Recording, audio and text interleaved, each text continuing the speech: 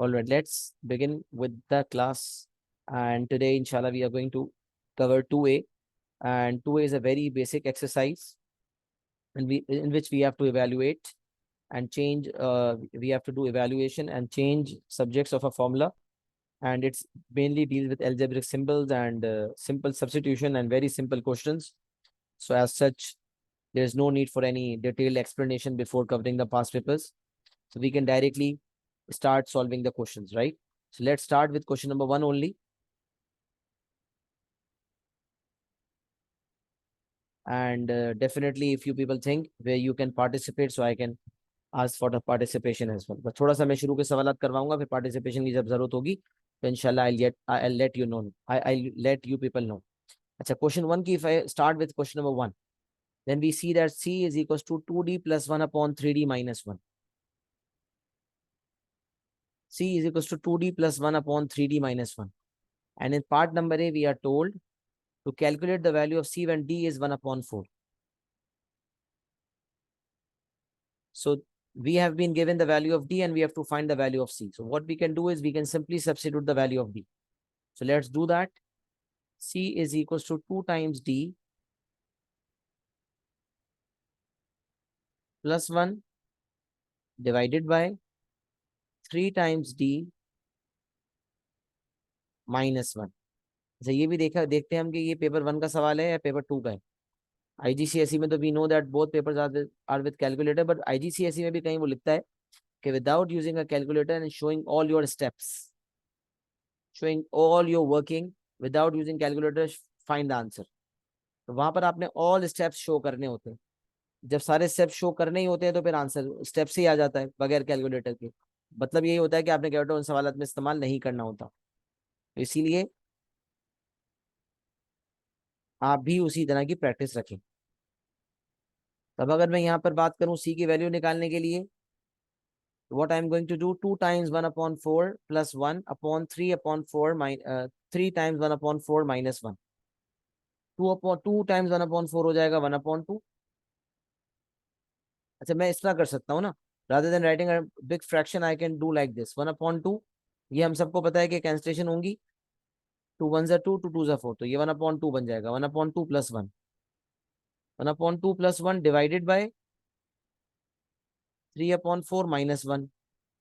इस तरह लिखना ज्यादा कन्वीनियंट रहेगा मेरे लिए ताकि वो बड़ा सा फ्रैक्शन ना हो, क्योंकि फ्रैक्शन है और न्यूमरेटर में भी फ्रैक्शन है, डिनोमिनेटर में भी फ्रैक्शन है, तो ज्यादा कंफ्यूजिंग हो जाता है. यहाँ से फिर हाफ प्लस 1 है तो मैं यहाँ से एलसीएम ले सकता हूँ.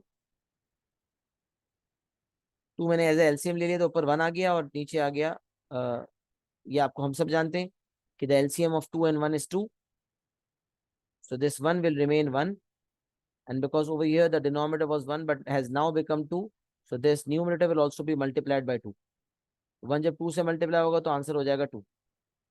1 plus 2 upon 2 divided by 3 upon 4 minus 1. 3 upon 4 minus 1. ये जगह 3 minus 4, 4 will be taken as LCM. 3 will remain 3 and minus 1 will become minus 4.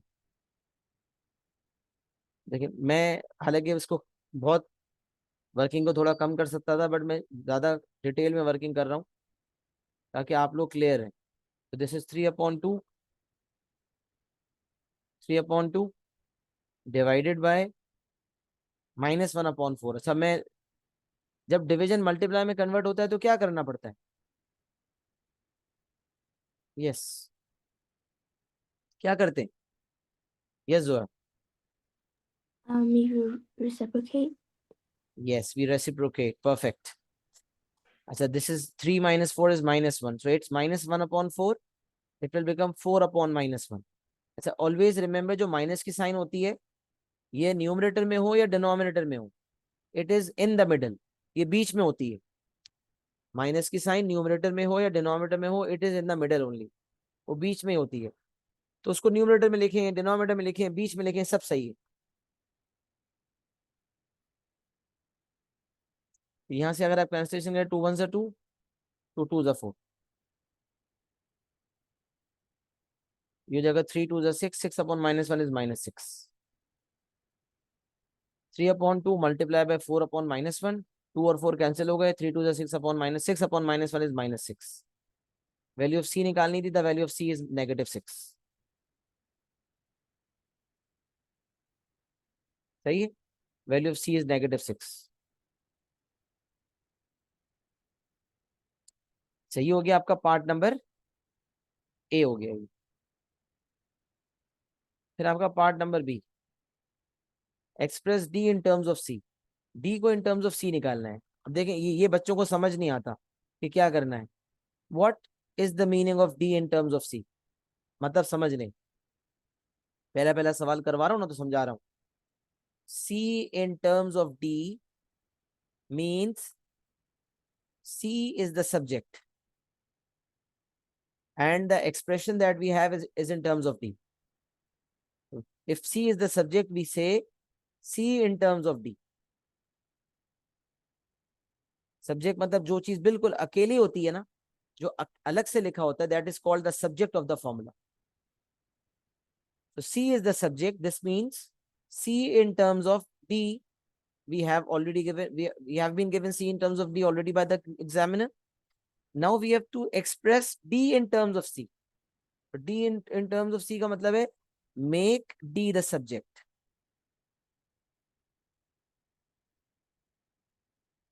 Make D the subject. D को सब्जेक्ट बनाना है। सही है भाई। अच्छा, डी को कैसे सब्जेक्ट बनाना है, अब ये समझ लें जरा स्टेप्स।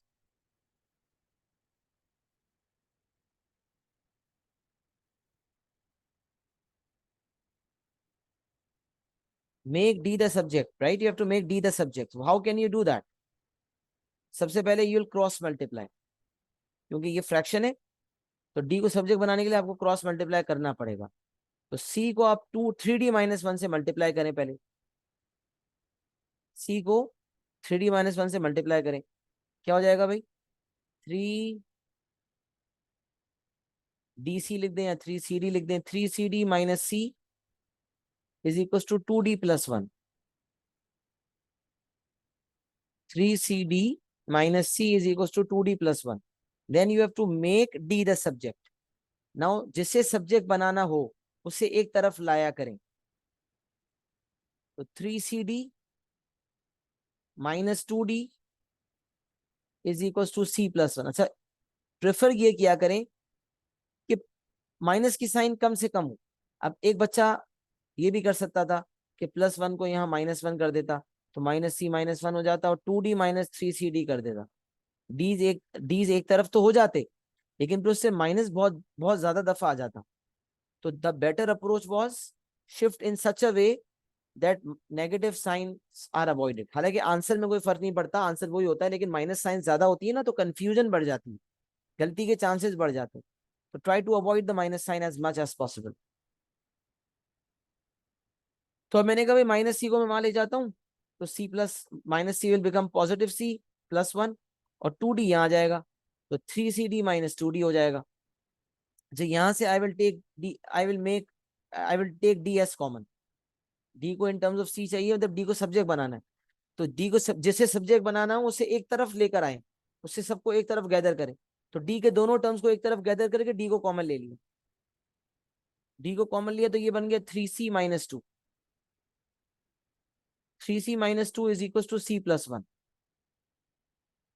यहां से जो डी का आंसर आएगा that is C+1/3C-2। So this is D in terms of C. We had to make D the subject. अच्छा, D in terms of C है, तो ये ना हो कि दूसरी तरफ भी D नजर आ रहा हो। D in terms of C and D नहीं चाहिए, सिर्फ D अलग नजर आना चाहिए, दूसरी तरफ D की कोई गुंजाइश नहीं। जैसे उसने जो दिया था C in terms of D, उसमें एक तरफ C था और पूरा C purely in terms of D था, तो हमें भी यही करना है। D चाहिए purely in terms of C. This is going to be my final answer.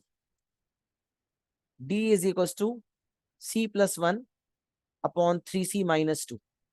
C+1/3C-2. I hope I have made it clear to everyone. Question number 1 समझा दिया। इस हवाले से, सब्जेक्ट मेकिंग के हवाले से कोई बात क्लियर ना हुई हो या कुछ पूछना चाह रहे हो तो बता दें, नहीं तो लिख दें क्लियर। कॉपी भी कर लें साथ साथ, जो आपका नोट्स राइटिंग वाला रजिस्टर है और एक पास पेपर सॉल्विंग वाला रजिस्टर है। तो नोट्स राइटिंग में लिख लेंगे यूनिट 2A की there are no notes and we are directly solving the past papers, और फिर पास पेपर्स वाले रजिस्टर में आप पास पेपर सॉल्व करेंगे। शुरू के सवाल में सीक्वेंस में करवा देता हूँ, बट एक्नॉलेजमेंट चाहिए। Is it clear to everyone?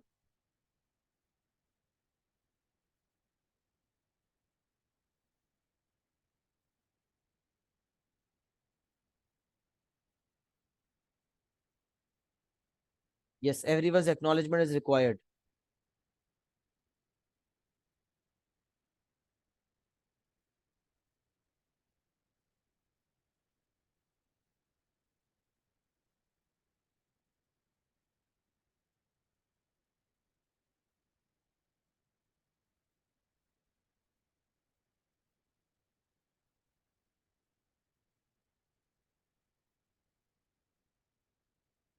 Clear and done. Very good. सही है, clear and done. Once you have written as well, so clear and done लिख दिया करो। सही है। चलिए question 2, simplify the expression 2k minus 3 times 2 minus k plus 4। Very simple and very easy question. कोई करवाएगा? कोई बताए मुझे कैसे करना है?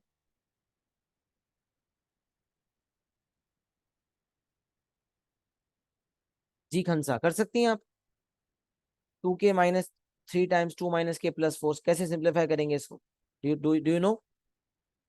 Get rid of the brackets. Okay, so help me out. 2k, then what should I write? Minus 6 Minus 6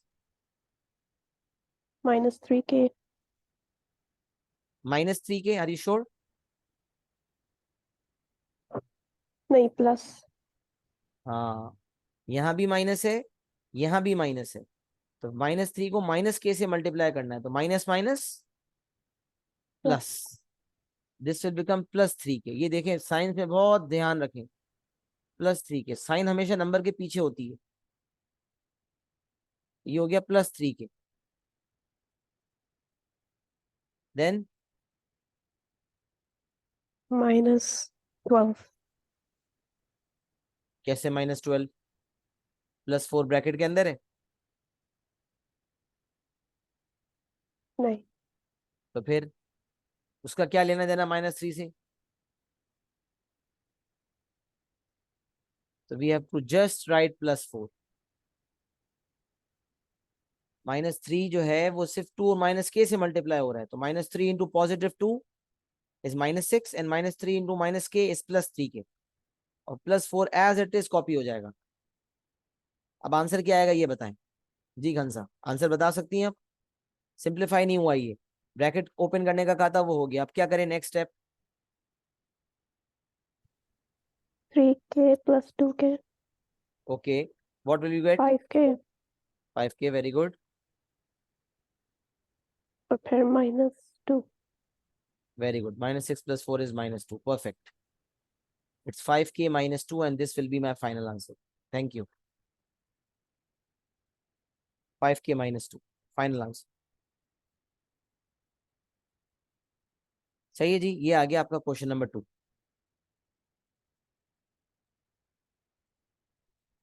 अच्छा, question number 3, make K the subject of the formula. तो अभी करंटली कौन सब्जेक्ट है?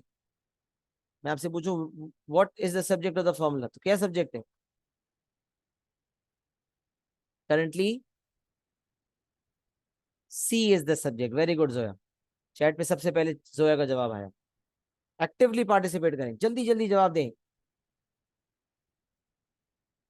सही है, जब सवाल पूछूंगा तो चैट पे आपका जवाब देना है, क्योंकि सब बोल नहीं सकते, इससे पार्टिसिपेशन चैट पे एक्टिवली रखें। तो सी करंटली इज द सब्जेक्ट। हालांकि बेसिक सा सवाल है, लेकिन मैं सिर्फ चाहता हूँ एक्टिव रहो आप लोग। जवाब टाइप करते रहोगे ना तो दिमाग भी चलता रहेगा। तो C is the subject and you have to make K the subject. जी, ये कौन करवा रहा है सवाल मुझे? कोई माइक पे बताए और करवाए सॉल्व, अपनी आवाज के थ्रू मुझसे सॉल्व करवाए। वो बच्चा बोलेगा और मैं सॉल्व करूंगा। जनाब, कौन करवा रहे हैं? जी अब्दुल रहमान, ट्राई करना चाहते हो? Yes sir. बताओ, ट्राई करो। के को सब्जेक्ट बनाना है, कैसे बनाओ? Sir, first multiply C and H, remove H from the denominator. Very good. तो C H equals to K square plus H square, ऐसा ही है? Yes. Okay perfect. Then what is the next step Abdul Rahman? Move H square to the uh, other part. to the other side.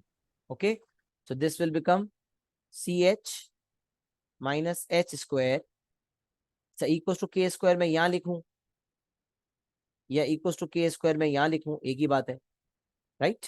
तो K square is equals to C H minus H square. Very good, perfect. Then Square root. Square root, very good. अब square root on both the sides, square root यहाँ भी लेंगे, square root दूसरी तरफ भी लेंगे। अच्छा, स्क्वायर रूट लेने के साथ साथ कुछ और लेना है या बस खाली स्क्वायर रूट लेना काफी है?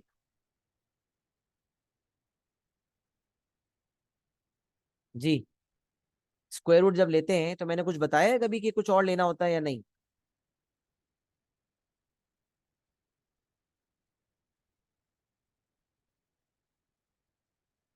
जब भी इवन पावर रिमूव हो ना, इवन पावर, स्क्वायर पावर 2 हटाने के लिए स्क्वायर रूट लेते हैं, पावर 3 हटाने के लिए क्यूब रूट लेते हैं, पावर 4 हटाने के लिए 4 रूट लेते हैं। बट जब इवन पावर रिमूव होती है ना, ये अपने नोट्स में भी लिखिएगा ये बात, when even power is removed, मैंने शायद पहले कहीं बताया तो होगा, ऐसा नहीं हो सकता, शायद नहीं बताया, याद तो नहीं है लेकिन बताया होगा। इतनी सारी क्लासेस लेता हूँ, मुझे याद भी नहीं किसको क्या बताया। मतलब ये चीज ओल में आई तो होगी कहीं ना कहीं, मुझे याद नहीं है।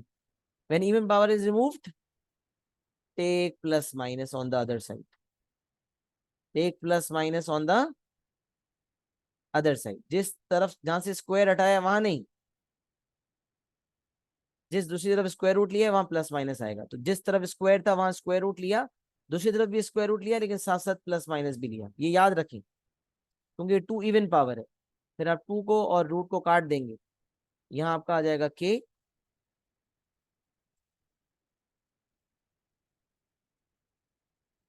This will be K is equals to plus minus under root of C H minus H square. This is going to be your final answer.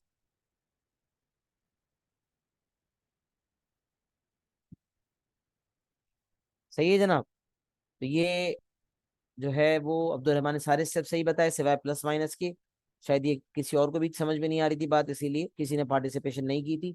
अब मुझे जरा बता दें कि ये बात क्लियर है? जब भी इवन पावर हटेगी मतलब पावर 4 हटेगी तो 4 रूट आएगा। अच्छा, स्क्वायर रूट के साथ हम स्क्वायर नहीं लिखते, बट अगर 4 रूट लेते हैं तो फिर क्यूब रूट लेते हैं तो क्यूब लिखते हैं, 4 रूट लेते हैं तो 4 लिखते हैं, 5 रूट लेते हैं तो 5 लिखते हैं, 6 रूट लेते हैं तो 6 लिखते हैं। तो जब 4 रूट लेंगे तो प्लस माइनस लेंगे, 6 रूट लेंगे तो प्लस माइनस लेंगे, बट क्यूब रूट में और 5 रूट में प्लस माइनस नहीं लेंगे। समझ आ रही है बात?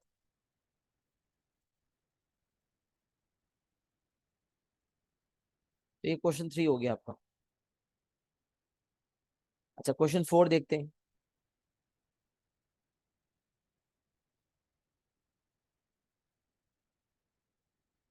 अच्छा, अब कुछ सवाल ऐसे होते हैं जो होते बहुत सिंपल है लेकिन वर्ड प्रॉब्लम्स की तरह लग नजर आ रहे होते हैं, तो बच्चा पढ़ के ही थोड़ा घबरा जाता है, और ये क्या आ गया भाई, what kind of a question this is.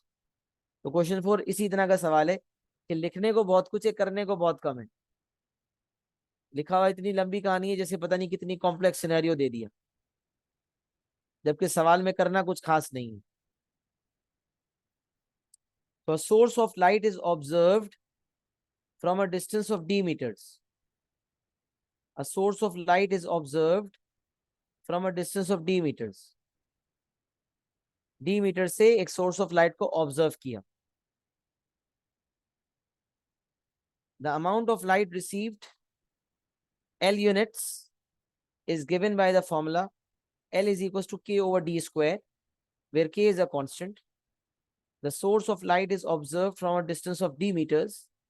The amount of light received L units. इसका मतलब पता है क्या है कि सोर्स ऑफ लाइट जो है उसको L कहा, लाइट को L कहा जा रहा है, और जितनी डिस्टेंस से उस लाइट को ऑब्जर्व किया जा रहा है उसको D कहा जा रहा है। जब इक्वेशन जो अब आगे आने वाला है जिसको फॉर्मूला कह रहा है वो is given by the formula L equals to K upon D square. तो हमारे जो काम की चीज है ना that is L equals to K over D square. बाकी मेरे काम की चीज नहीं है, मेरे काम की चीज यही है, L is equals to K over D square, where K is a constant. Given that L is 9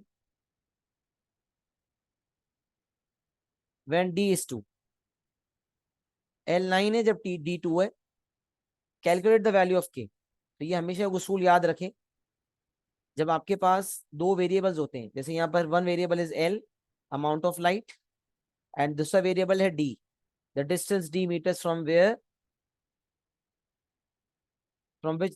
where the light is observe.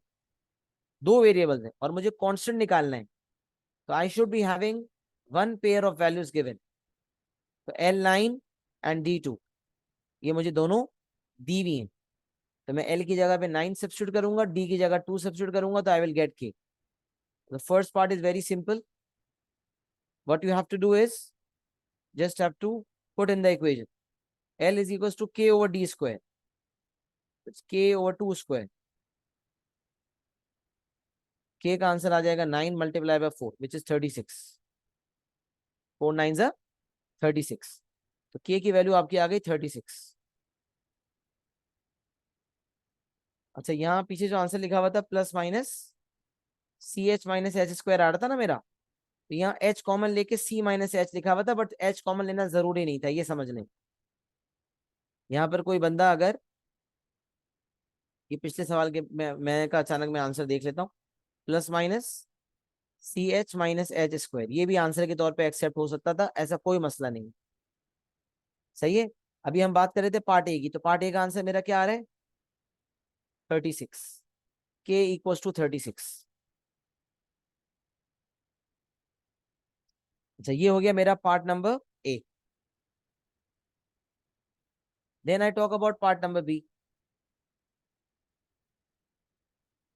Calculate the value of L when D is 3। L की value निकालें जब D 3 है।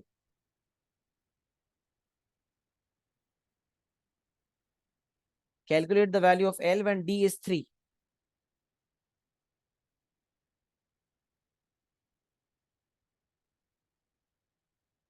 तो very easy.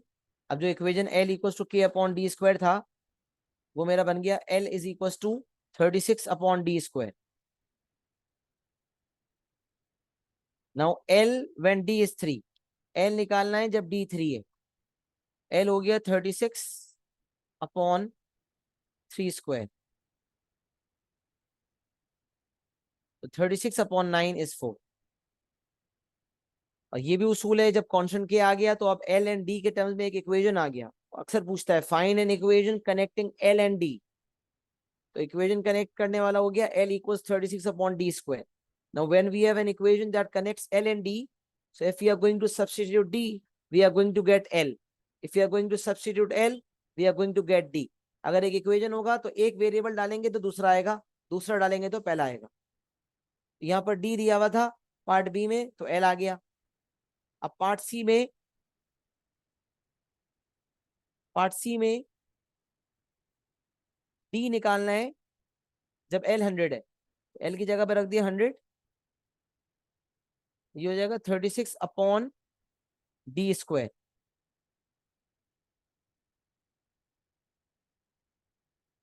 Hundred is equal to 36 upon D square. अब D square निकालने के लिए D square को सब्जेक्ट बनाना पड़ेगा, तो D स्क्वायर को वहां भेजें, ये जगह D square is equal to 36 over 100। सही है। D square is equal to 36 upon 100।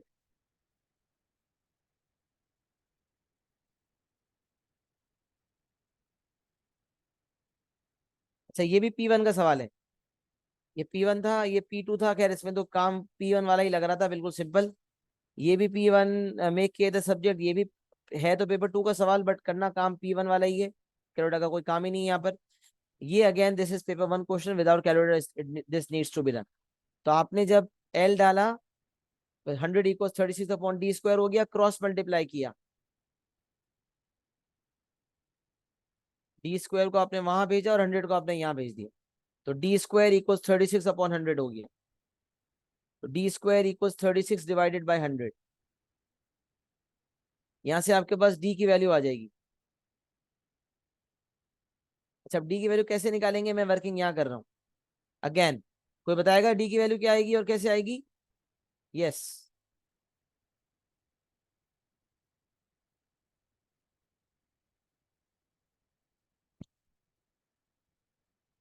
अच्छा कैलकुलेटर से निकालिए शायद आपको, नहीं विदाउट कैलकुलेटर निकालिए खान साहब। Yes Zoya. Sir, are we going to square root it okay, and then add plus minus? हाँ जब स्क्वायर रूट लेंगे तो प्लस माइनस लेते हैं ना, Yes. But we will not take over here. बताओ क्यों, यहाँ क्यों नहीं लेंगे?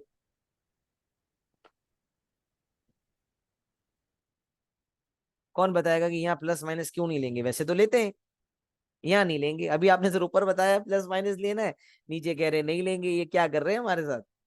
छोटे से दिमाग के साथ क्यों खेल रहे? खेल नहीं रहा बेटा, ट्रेन कर रहा हूँ। हाँ बताएं, यहाँ प्लस माइनस क्यों नहीं लेंगे? सवाल में ऐसा क्या लिखा हुआ है जिससे मैं ये कह सकता हूँ कि मुझे माइनस वैल्यू डी की नहीं लेनी?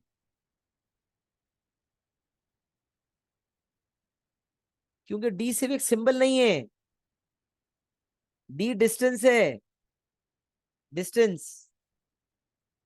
तभी आपने कहा है भाई मैं आपको 2 किलोमीटर के -2 किलोमीटर के फासले से देख रहा था। कम ऑन यार, डिस्टेंसेस आर नेवर नेगेटिव। तो जब ये वर्ड प्रॉब्लम का दायरा इख्तियार करता है ना, वर्ड प्रॉब्लम की बात करता है, प्रैक्टिकलिटी लाता है, तो इसका मतलब यहां उसने डिस्टेंस की बात कर दी, प्रैक्टिकल टच दे दिया। डी सिर्फ सिंबल नहीं है, ऊपर तो खाली सिंबल था ना, सी के और एच, लेटर था एक, बट यहाँ पर बाकायदा डी डिस्टेंस है, और डिस्टेंस नेगेटिव नहीं हो सकती, तो इसलिए आप रूट लेंगे, लेकिन प्लस माइनस नहीं लेंगे। तो ये पहली बात हो गई। सही है जोया, बात क्लियर हो गई? चले अब Yes, रूट ले sir. लिया, 36/100 हो गया। अब आगे क्या करूं? आंसर आ गया बस, या कुछ करना है और?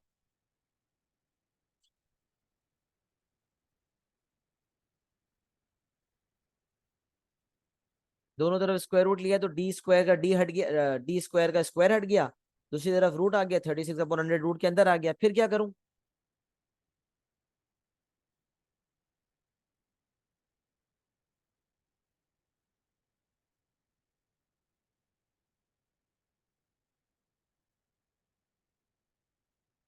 जी जान, आपको बता रहे हैं विदाउट कैलकुलेटर, बताएं क्या करना पड़ेगा?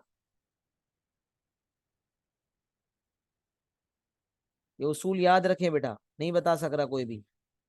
रूट ए अपॉन बी अगर है, this will mean root of A divided by root of B.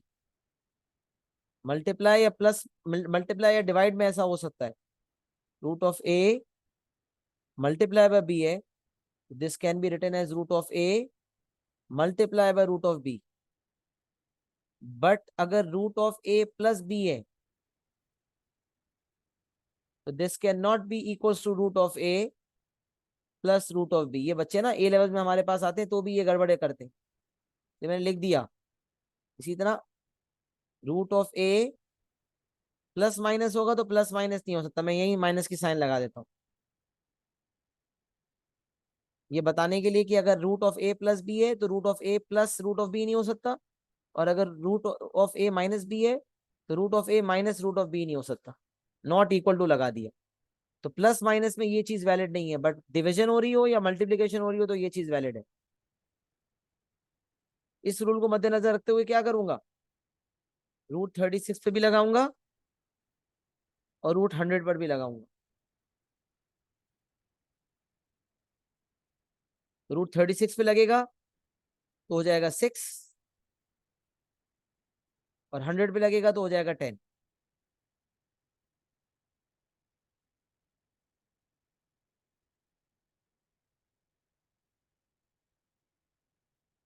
तो 6/10 होता है 0.6 या 3/5। डी हो गया 0.6। फ्रैक्शन फॉर्म में, सिंपलेस्ट फॉर्म में 3/5 भी दे सकते हो। The value of D is 0.6। यहाँ इसने 3/5 लिखा हुआ है, बट 0.6 भी सही है, कोई मसला नहीं। सही है। तो ये आपका क्वेश्चन नंबर 4 मुकम्मल हो गया। जनाब, बात समझ आ रही है?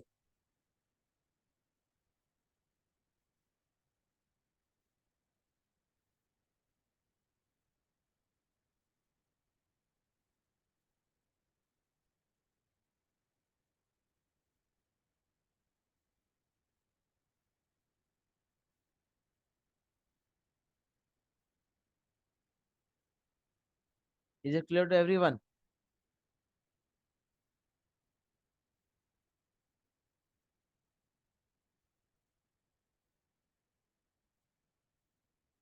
एक्नॉलेज कर दें।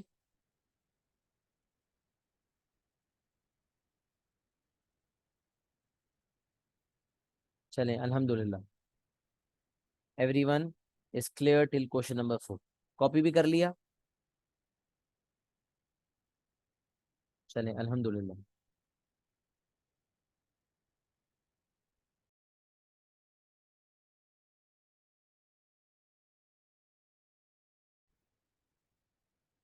All right, so students have tried the questions and alhamdulillah कुछ बच्चों ने कुछ सवाल कर लिए हैं, कुछ सवाल में प्रॉब्लम हो रही है, तो हम देख लेते हैं। जो सवाल नहीं हो पाए उसको हम देख लेते हैं। क्वेश्चन नंबर 6 जो है, क्वेश्चन नंबर 4 तक हमने कर लिया, राइट? 5 में तो कुछ है ही नहीं, तो मैंने शायद 5 तो कुछ है ही नहीं, लेकिन 5 शायद मैंने दिया नहीं था या क्या था। तो 5 ए 2 है, बी 5 है, और ए बी स्क्वायर निकालना है। तो ए की जगह 2 रख दिया, बी की जगह 5 रख दिया, 2 इंटू 5 स्क्वायर। तो 5 square is 25 and 25 times 2 is 50। तो 2 टाइम्स 5 स्क्वायर इज 50। सही है। तो क्वेश्चन 5 का कोई इशू नहीं है, क्वेश्चन 5 सिंपल था बिल्कुल। क्वेश्चन 6 देख लेते हैं। अगेन ये प्रैक्टिकल बेस्ड क्वेश्चन है जिसमें दहशत ज्यादा होती है और सवाल इतना मुश्किल नहीं होता। लेकिन यहाँ सवाल एक और प्रॉब्लम ये है कि यहाँ पर इसका आधा सवाल किसी और टॉपिक में है। आई गेस यूनिट 2 के किसी और एक्सरसाइज के अंदर इस सवाल को, इसके रिमेनिंग पार्ट को डाला हुआ है, और पार्ट ए और पार्ट बी का पार्ट नंबर 1 यहाँ डाला है, और बी का पार्ट नंबर 2 जो है शायद इसी यूनिट के 2B या 2C में किसी एक्सरसाइज में कंपाइल हुआ है। जबकि जब सवाल देना था तो एक ही साथ कंपाइल कर लेते, अलग अलग कंपाइल करने की जरूरत नहीं थी। तो मैं आपको बताता हूँ करना क्या है इसमें। सबसे पहला 6 part A, given that v equals to u plus ft upon m, u plus ft upon m, और आपको कहा गया express t in terms of f m u and v। अच्छा, express t in terms of f m u and v का मतलब यह है कि हमें t को सब्जेक्ट बनाना है, राइट? t को हमें सब्जेक्ट बनाना है। Express T in terms of F M U and V का मतलब है हमें एफ को टी को हमें सब्जेक्ट बनाना है। एक्सप्रेस टी जैसे एक्सप्रेस करना है उसको सब्जेक्ट बनाना है। जब सब्जेक्ट बनाने के लिए मुख्तलिफ तरीकेकार फॉलो हो सकते हैं। एक तरीका ये हो सकता है कि मैं पहले यू को वहां शिफ्ट कर दूं, माइनस यू कर दूं, और फिर उसको एम को क्रॉस मल्टीप्लाई कर दूं।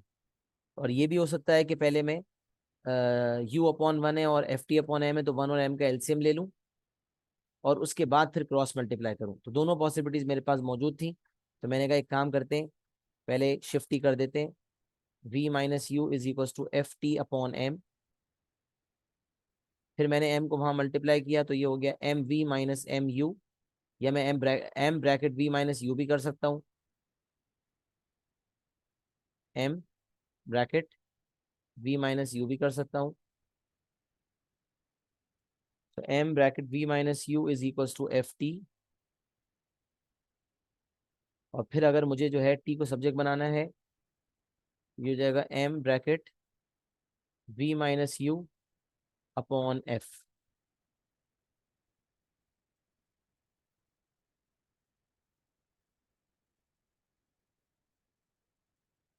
सही है। तो v is equal to u plus F T upon M. तो v minus U is equal to F T upon M, and m times v minus U is equal to F T, and फिर t को subject बनाना था तो m bracket v minus U equal m bracket v minus U upon f, या फिर कोई अगर चाहता तो वो इस तरह भी दे सकता था, मतलब दोनों एक्सेप्टेड है, ये भी एक्सेप्टेड होगा। और t is equal to M V minus M U upon F, ये भी एक्सेप्टेड है। सही है। तो आंसर के तौर पे मैं इसे भी पेश कर सकता था और आंसर के तौर पे इसे भी पेश किया जा सकता था, तो not a big deal at all. देखें इसने कैसे दिया, t equals to m bracket v minus U upon f। इसने जो पहला वर्जन है उसकी तरह दिया, बट हम दोनों तरीके से दे सकते थे। ये आपका 6 का पार्ट नंबर ए हो गया, और ये इंडिपेंडेंट पार्ट था, इसका पार्ट नंबर बी से कोई ताल्लुक नहीं है। चलें अब 6 का पार्ट बी देख लेते हैं।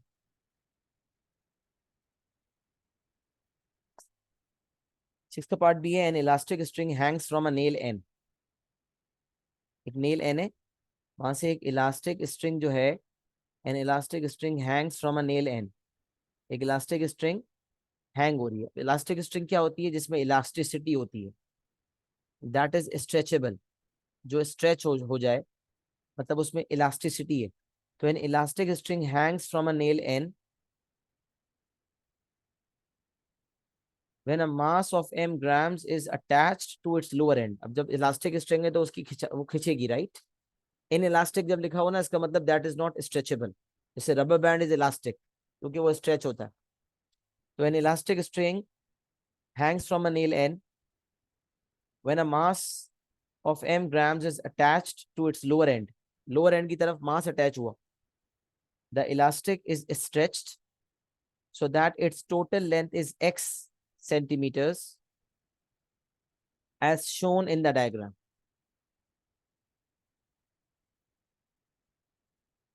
सही है। the elastic is stretched so that its total length is x centimeters as shown in the diagram। the table below shows the results of 2 experiments। Length अगर 43 है तो मास 50 ग्राम्स है, और अगर इसको इस तरह सोचे ना, जितना ज्यादा मास होगा उतनी ज्यादा लेंथ होगी ना। तो अगर जो मास हैंग किया है, when mass m grams is attached to its lower end, the elastic is stretched so that its total length is x। तो उसूलन वैसे मास लगे होने पे लेंथ पता चलती है। तो मास अगर 50 ग्राम्स है तो लेंथ 43 है। जब मास को बढ़ा के 80 ग्राम्स कर दिया, जब मास को बढ़ा के 80 ग्राम्स कर दिया, तो लेंथ x सेंटीमीटर 43 से बढ़ के 49 हो गई। जितना ज्यादा मास होगा उतनी ज्यादा स्ट्रेचिंग होगी और उतनी ज्यादा लेंथ होगी। Very common, very much common sense. तो नेल एन है, कील ठोकी हुई एंड पर, वहां से एक इलास्टिक स्ट्रिंग हैंग हो रही है, उसके एक एंड पर हमने एक मास लगाया हुआ है, और हमें ये 2 एक्सपेरिमेंट्स के रिजल्ट्स बताए गए हैं। फिर उसने कह दिया it is known that x and m, x was the length, m is the mass, x and m are connected by the equation x is equals to c plus dm। x and m are connected by the equation, so x is equals to c plus dm, where c and d are constants। use this information to write down 2 equations in c and d। तो यहाँ तो कुछ भी नहीं करना, सिर्फ हमें 2 equations बनाने। तो 2 इक्वेशंस बनाने का मतलब यह है कि पहला पेयर डालेंगे तो पहला इक्वेशन बनेगा, दूसरा पेयर डालेंगे तो दूसरा इक्वेशन बनेगा। पहला पेयर क्या है, x की वैल्यू 43 है तो मास m जो है 50 है। तो x की जगह आप लिखेंगे 43 c plus d times m, और m जो है 50 है। तो यहां से आ जाएगा 43 is equals to c plus 50d। 43 is equals to C plus 50D। क्या किया मैंने, x की जगह पे 43 रखा और m की जगह पे 50 सब्स्टिट्यूट किया, तो ये एक इक्वेशन बन गया। दो इक्वेशंस बोले थे, इक्वेशन नंबर 1 बन गया। क्या मुश्किल था। अब सवाल पढ़कर दहशत तारी हो रही थी, इलास्टिक स्ट्रिंग मास। ओ भाई सवाल तो पढ़ो, मुश्किल किस चीज की है। There is no tension at all. सवाल पढ़ने में लंबा है इसका मतलब थोड़ी मुश्किल है, तो डर नहीं होना चाहिए। सवाल को कॉन्फिडेंटली पढ़ें। इतना लंबी कहानी पढ़ने के बाद काम इतना सा करना था और दहशत ऐसी तारी हो गई कि बस। अच्छा, फिर जब लेंथ आपके सामने 49 है तो x की जगह 49 C plus D times m और मास की जगह 80। जब x 49 है तो m 80 है, तो 49 is equals to C plus 80D। यहां से आपका इक्वेशन नंबर 2 बन गया। ये आपका इक्वेशन नंबर 1 और ये आपका इक्वेशन नंबर 2। तो यही तो कहा था दो इक्वेशंस बनाने का, बन गए। 43 प्लस डी, 43 प्लस, हाँ नहीं ये इक्वल्स टू की साइन है, गलती से प्लस लिख दिया गया है यहाँ, ये करेक्शन होगी इसकी, ये इक्वल्स टू है।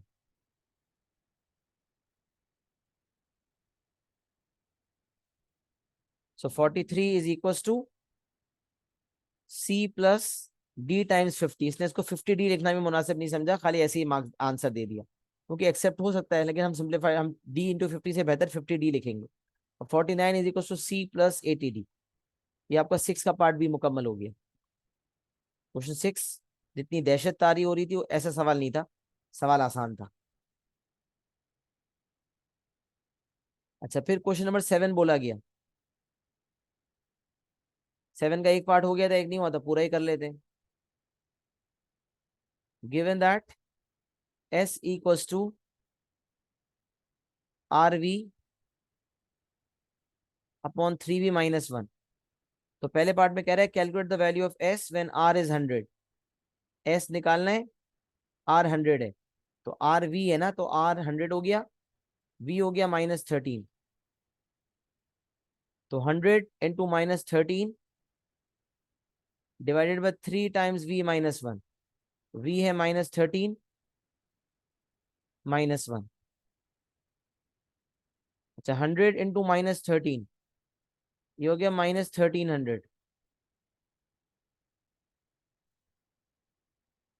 और 3 इंटू -13 हो गया -39 -1। ये हो गया -1300 डिवाइडेड बाय -40। और क्योंकि ये विदाउट कैलकुलेटर करने वाला पेपर है, यहाँ आपने माइनस और माइनस को काटा, 0 और 0 को भी काट दिया। 130/4 2 के टेबल में जाएगा, 2 2 ज़ा 4, 2 6 ज़ा 12 और 1 बच गया, 2 5 ज़ा 10, तो 65 हो गया। अब 65/2 इज 32.5, या इसको मिक्स में दे दें 32 होल 1/5, सॉरी 32 होल 1/2। बट गलती से भी इसको इम्प्रॉपर में मत छोड़िएगा, पहले भी बताया, if the fraction is improper you have to convert it into decimals और mixed fractions, else you will lose marks. So the value of S is 32.5। पहले पार्ट में तो यही पूछा था कि वैल्यू ऑफ S बताओ।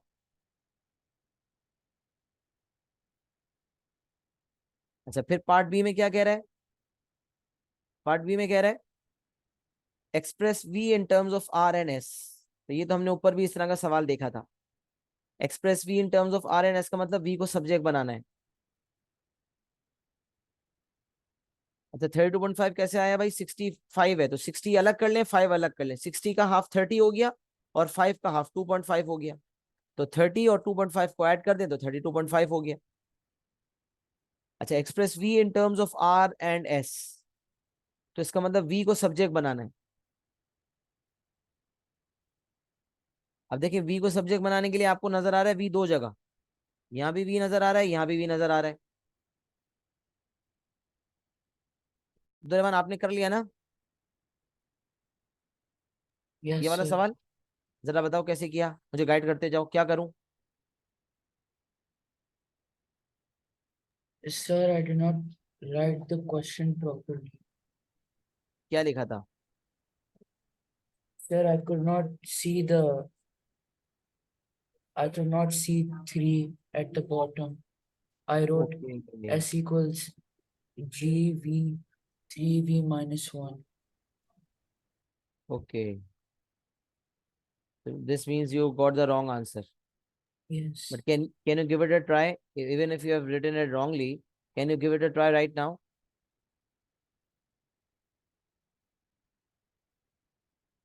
If you have to make V the subject, because you have to express V in terms of R and S, this means you have to make V the subject. So can you tell me that if you have to make V the subject, what steps will you follow?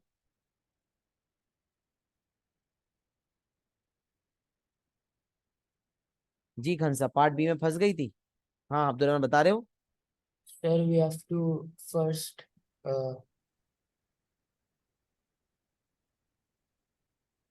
we have to multiply सही है। S3 and V minus 1. Okay, तो बता multiply करके क्या answer आएगा बताओ? 3SV minus 1. 1S. 3SV minus 1S, तो 1S लिखने से बेहतर से वैसे नहीं लिखूं? Yes. And सही है। then equals RV. Okay, equals RV, जबरदस्त, perfect. Then Then R will become the denominator. R will come in the denominator Yes. and then you'll get the answer. There is still V on the other side. We have to Yes. Yes. So remove for that, that. what do we have to do? We cannot just send R to that side. If there is V on the other side, we have to tackle that before we send R on the other side. So now what needs to be done? क्या करें?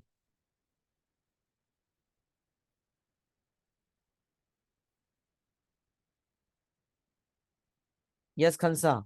Any leads? Any help? Send V to the other side. Send V to the other side.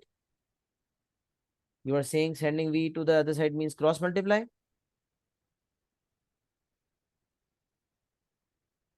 हाँ खंसा, ये कह रही हो? Make it divide. Divide करने से क्या होगा? V को तो सब्जेक्ट बनाना है बेटा, V को सब्जेक्ट बनाना है। अभी ऊपर भी सवाल करवाया था ना, जिसे सब्जेक्ट बनाना होता है उसके जितने भी टर्म्स होते हैं उसको एक साथ जमा करते हैं। तो V यहाँ भी नजर आ रहा है, V यहाँ भी नजर आ रहा है, तो इन दोनों को एक तरफ लेकर आएंगे। समझ रहे हैं? ठीक। तो 3SV minus RV is equals to S। पहले मैं दोनों V को एक तरफ लेके आया, फिर मैं V को कॉमन लूंगा ताकि V का गेम एंड हो जाए। ऐसा नहीं है कि दो जगह V हो, एक तरफ लेकर आऊंगा, कॉमन ले लूंगा तो एक ही V नजर आएगा। फिर V कॉमन लिया तो 3S minus R is equals to S, और फिर V को जब सब्जेक्ट बनाना है तो it would become S upon 3S minus R। ये मेरा आंसर आ जाएगा। V is equals to S upon 3S minus R। S upon 3S minus R, V equals to, ऐसे आंसर लिखने का तरीका ये सही नहीं है, V इक्वल्स टू करके लिखना जरूरी है। V equals to S upon 3S minus R, this will be your final answer. तरीका क्या हुआ बेटा? सबसे पहले हमें क्रॉस मल्टीप्लाई करना होगा, फिर उसके बाद जिसे सब्जेक्ट बनाना होगा उसके तमाम टर्म्स को एक तरफ जमा करेंगे, कलेक्ट करेंगे all the terms together, then will take that particular as common and then will send the remaining thing to other side. तो 3S माइनस R को दूसरी तरफ भेजने का मतलब ये है कि we are going to cross multiply, so S upon 3S minus R।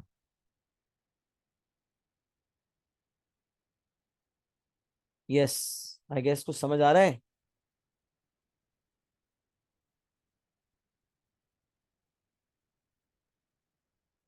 Is question 7 clear to everyone? अब बताएं अब क्लियर हो गए स्टेप्स? Yes. चलिए ग्रेट। कॉपी कर ले भी कर लें। आगे बढ़ते हैं इंशाल्लाह। क्वेश्चन 7 हो गया था, क्वेश्चन 8 की जाने बढ़ते हैं।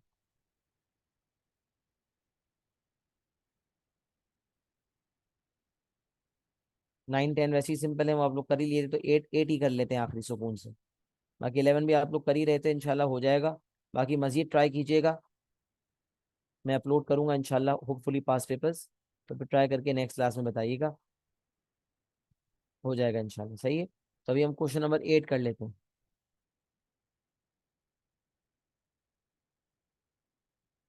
On a journey, a cyclist traveled 1 kilometer in X minutes. On a journey,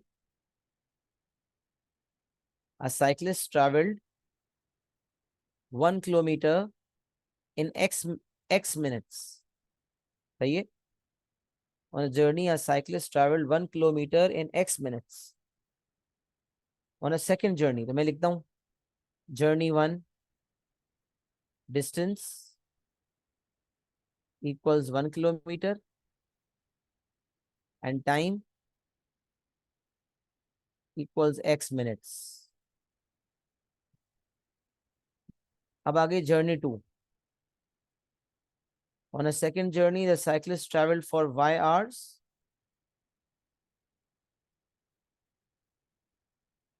at the average speed, at the same average speed as on the first journey.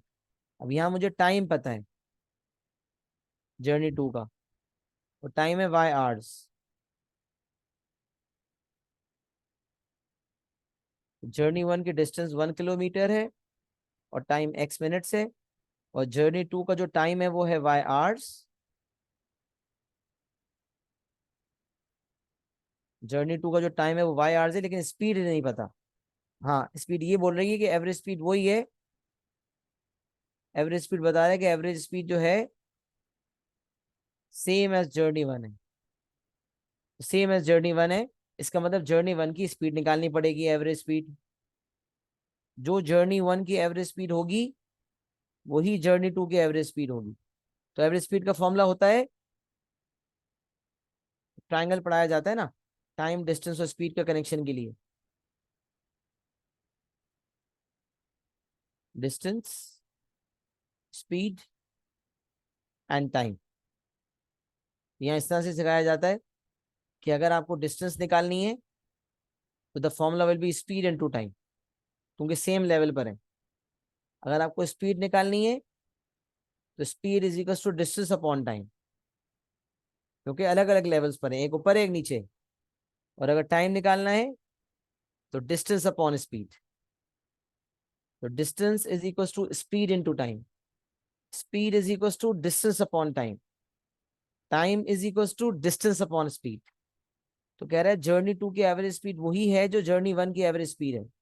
Average speed का वैसे formula होता है, kinematics एक topic है, उसमें पढ़ाएंगे total distance upon total time. But यहाँ पर टोटल डिस्टेंस ऐसा तो है नहीं, मुख्तलिफ जर्नीज हैं, बहुत सारे डिस्टेंसेज हैं जिसको ऐड करना पड़े, या बहुत सारे टाइम उसको ऐड करना पड़े। Total distance upon total time का मतलब है कि अगर एक जर्नी मुख्तलिफ स्टेजेस में हुई है तो हर स्टेज की डिस्टेंस को ऐड करेंगे, हर स्टेज के टाइम को ऐड करेंगे और डिवाइड करेंगे। बट यह जर्नी 1 की एक ही स्टेज है, उसमें 1 किलोमीटर की डिस्टेंस है और टाइम जो है वो X मिनट्स है। तो एवरेज स्पीड निकालनी है, तो जो जर्नी 1 की एवरेज स्पीड होगी वही जर्नी 2 की एवरेज स्पीड आ जाएगी। अब सवाल ये पैदा होता है कि जर्नी 1 की एवरेज स्पीड में किस तरह में निकालूं, किलोमीटर पर मिनट में निकालूं या किलोमीटर पर आवर में निकालूं, ये सवाल पैदा होता है। पहले सवाल पूरा पढ़ते हैं फिर डिसाइड कर लेते हैं, क्योंकि अभी सवाल पढ़ना जरूरी है। On a second journey, the cyclist traveled y hours at the same average speed as on the first journey. तो ये मुझे पता चल गया कि ये क्वेश्चन मार्क है, जैसे कि ये क्वेश्चन मार्क है, ये निकालूंगा तो ये आ जाएगा। Find an expression in terms of x and y. Find an expression in terms of x and y for the number of kilometers he traveled on the second journey. कह रहा है expression निकालो in terms of x and y for the number of kilometers he traveled on the second journey. Second journey में इसने कितने kilometre travel किए, इसका मतलब सेकेंड जर्नी जो है जर्नी 2, उसकी ये डिस्टेंस मांग रहा है। Number of kilometres he travelled on the second journey, मतलब examiner is trying to find the distance. क्या कह रहा है एग्जामिनर? डिस्टेंस निकालो, जर्नी 2 की डिस्टेंस निकालो। Number of kilometres he travelled on the second journey, second journey की distance निकलवा रहे हैं। अच्छा, अब डिस्टेंस निकालने के लिए मुझे फॉरन फॉर्मूला का ख्याल आना चाहिए कि अगर मैं डिस्टेंस निकालना चाहता हूं तो डिस्टेंस का फॉर्मूला होगा speed multiply by time. Left में ट्रायंगल बनाया हुआ है,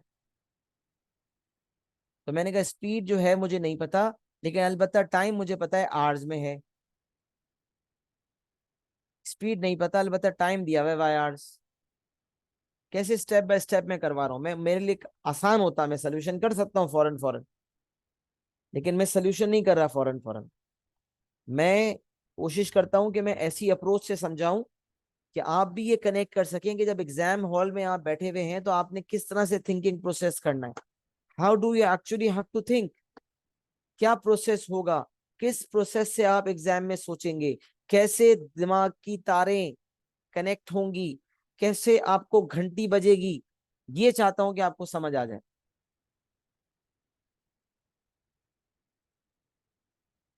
तो भाई क्या किया, जर्नी 1 की डिस्टेंस लिखी, है भी पेपर 1 का सवाल, विदाउट कैलकुलेटर ही करना है, और वैसे भी अगर होता भी तो क्या कर सकते थे, एक्स वाई वगैरह इन्वॉल्व है। तो मैंने कहा distance 1 kilometre, time x minutes. फिर जर्नी 2 का टाइम दिया हुआ था और बोलता है जर्नी 2 की एवरेज स्पीड वही है जो जर्नी 1 की है। तो मैंने कहा मैं समझ गया कि यहाँ की एवरेज स्पीड निकालने के लिए मुझे जर्नी 1 की एवरेज स्पीड निकालनी पड़ेगी। अच्छा, अब जर्नी 1 की एवरेज स्पीड निकाल के क्या मिलता, जो जर्नी 1 की एवरेज स्पीड होती वही जर्नी 2 की एवरेज स्पीड होती, और फिर उससे क्या मिलता, तो फिर जर्नी 2 की डिस्टेंस मांग रहा है, number of kilometres he travel on the second journey. तो अब डिस्टेंस मांग रहा है, तो इस डिस्टेंस को निकालने के लिए मुझे स्पीड इनटू टाइम का फॉर्मूला इस्तेमाल करना है। तो स्पीड जो है जर्नी 2 की वही होगी जो जर्नी 1 की। लेकिन अब ये बात समझ लें कि अगर अगर अगर अगर आपका टाइम जो है वो आवर्स में है, यहाँ जो आपका टाइम है जो यहाँ दिया हुआ है वाई आवर्स, ये आवर्स में दिया हुआ है। जब टाइम आवर्स में है इसका मतलब स्पीड भी आपकी किलोमीटर पर आवर में होनी चाहिए, याद रखें। टाइम सेकंड्स में होता तो स्पीड मीटर पर सेकंड या किलोमीटर पर सेकंड में होनी चाहिए। वैसे यूजुअली मीटर पर सेकंड या किलोमीटर पर आवर, दो यूनिट ज्यादा मशहूर है, मीटर यही फॉलो होते हैं, मीटर पर सेकंड और किलोमीटर पर आवर। बट किसी सवाल में हो सकता है किलोमीटर पर मिनट या मीटर पर मिनट, पॉसिबल है। बट यहाँ पर क्या करना है, यहाँ मुझे पहले डिसाइड करना है, क्योंकि डिस्टेंस तो वैसे भी स्पीड किलोमीटर में ही है ना, यहाँ मांगी भी किलोमीटर्स में है, और जो यहाँ डिस्टेंस दी हुई है जर्नी 1 की वो भी किलोमीटर में। तो पता चला स्पीड का यूनिट होना चाहिए किलोमीटर पर आवर, और जो मेरा टाइम होगा उसका यूनिट होगा आवर्स। तो टाइम तो आवर्स में ही है, अब मुझे स्पीड किलोमीटर पर आवर में चाहिए। तो जर्नी 2 जो है उसको स्पीड की जरूरत थी किलोमीटर पर आवर में, उसने जर्नी 1 की तरफ देखा, क्योंकि जर्नी 1 की जो एवरेज स्पीड होगी वही जर्नी 2 की एवरेज स्पीड होगी। तो जर्नी 1 के पास गए और बोला बेटा एवरेज स्पीड निकाल के दो, ताकि जर्नी 2 जो है अपनी डिस्टेंस निकाल सके। जर्नी 1 ने कहा अभी निकाल देता हूं। जर्नी 1 ने कहा कि मेरी जो एवरेज स्पीड है उसका फॉर्मूला होगा डिस्टेंस अपॉन टाइम। जर्नी 1 ने अपनी अपने अपने कार्रवाई शुरू की,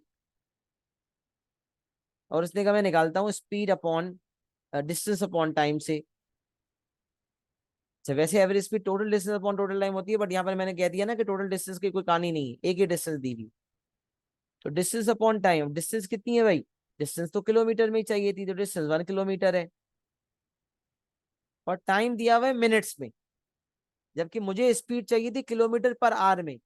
तो टाइम को मुझे आवर्स में कन्वर्ट करना पड़ेगा। अब ये बताएं कि अगर टाइम मेरा मिनट्स में है तो जर्नी 1 का टाइम आवर्स में क्या होगा, ये कौन बता रहा है?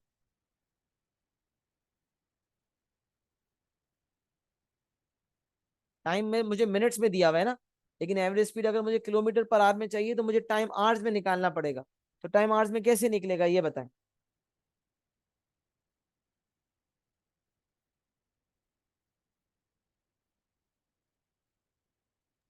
Divide 60. Very good. 1 hour equal 60 minutes, 1 hour equal 60 minutes. तो आवर से मिनट्स में जाने के लिए मल्टीप्लाई बाय 60, जब बड़े से छोटे यूनिट में जाते हैं तो मल्टीप्लाई बाय 60। मल्टीप्लाई करते हैं, और जब छोटे से बड़े में जाते हैं तो मिनट्स छोटा है, आवर्स बड़ा है, बड़े में जा रहे हैं तो divide by 60। Very good Khansa, जबरदस्त। तो टाइम हो गया x डिवाइडेड बाय 60 आवर्स। अब एवरेज स्पीड निकालनी थी किलोमीटर पर आवर में, तो टाइम आवर्स में आ चुका है, कितना आया है x अपॉन 60। तो किलोमीटर हटा देता हूँ यहाँ से ना, यूनिट हम यूजुअली नहीं लिख रहे होते, खाली 1 ही लिखता हूँ। तो डिस्टेंस 1 किलोमीटर है, तो 1 अपॉन टाइम आवर्स में x अपॉन 60 है। 1 डिवाइडेड बाय x अपॉन 60 क्या बन जाएगा, बता सकते हैं?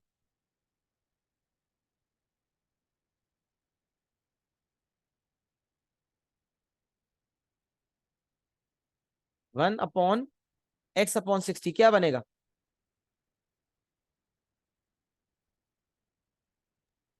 X upon 60. कैसे x अपॉन 60? 60 तो ऊपर चला जाएगा, सोचें। 1 डिवाइडेड बाय x अपॉन 60 क्या हो जाएगा खंसा ये? 1 मल्टीप्लाई बाय 60 अपॉन x। तो यहाँ से 60 अपॉन x मिल गया, समझ रही है? x जी। अपॉन 60 नहीं, x अपॉन 60 तो डिनोमिनेटर में, तो 1 अपॉन x अपॉन 60 का मतलब x अपॉन 60 का रेसिप्रोकल 60 अपॉन x। नहीं समझ आए तो 1 डिवाइडेड बाय x अपॉन 60 करके लिख दें। तो यहाँ से मेरी स्पीड जो आ गई वो आ गई 60 अपॉन x, और ये स्पीड होगी मेरी किलोमीटर पर आवर में, क्योंकि टाइम मैंने आवर्स में ले लिया था और डिस्टेंस मैंने किलोमीटर्स में ली थी। अब मुझे जो डिस्टेंस सेकंड जर्नी की निकालनी थी, उसमें स्पीड किलोमीटर पर आवर में लेनी थी, तो that would be 60 upon x, और टाइम आवर्स में ऑलरेडी दिया हुआ था एंड दैट वाज y। तो distance is equal to 60 upon x multiply by y, and the final answer would be 60y upon x। तो ये मेरा फाइनल आंसर होगा।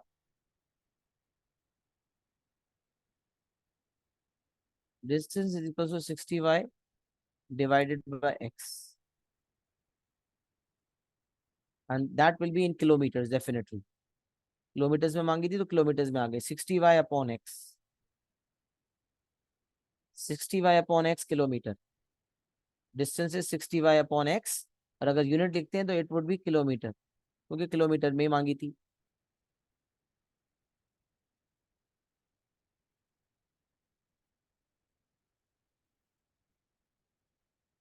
जी, तो I have completely explain question number 8। छोटी सी वर्किंग स्पेस में question number 8 कर दिया मैंने। पेपर 1 का सवाल था, प्रॉपर समझा के इलैबोरेट करके करवाया है। एक्नॉलेज करें, बात समझ आई कुछ? इज इट क्लियर और नॉट?